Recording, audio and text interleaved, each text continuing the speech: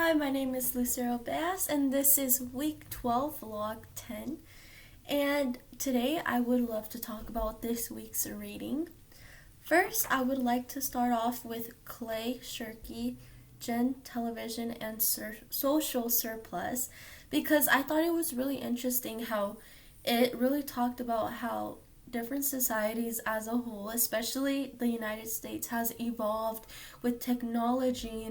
Our literacy rates are rising. And I thought it was really interesting that it talked about how even though so much of this is going on and we are still stuck, spending so much time on television. I had no idea the amount of hours that were being spent, on weekends or in general watching television as like a society as a whole. So many hours. And even by the time, like advertisement times, literally they contribute so much to how long we're watching television in our daily lives. And I full-heartedly agree with Sharky that there's so much advancements in our society that people need to, branch out and not get stuck to technology so much. And another essay I'd like to talk about that was assigned this week is Love the One You're Near by Jennifer Bleier. I thought it was super interesting because it did talk about modern times.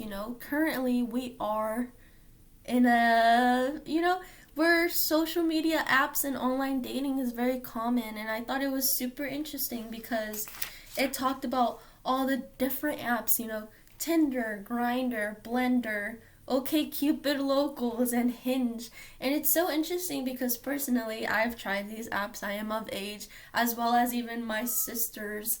My oldest sister and my second oldest sister have been using these apps, and I thought it was interesting because this essay can relate to the real world. So many people know what it's like to experience, and I thought it was super interesting how Shirky really not Shirky, I'm sorry, wrong name, but Bleier really focused on how dating apps now really do affect the way people talk to one another, how it has the easiness of just swiping left or right, really does desensitize one another because we are being seen from the phone. And I feel like, of course, the experiences that it was discussed is something a lot of people can relate to.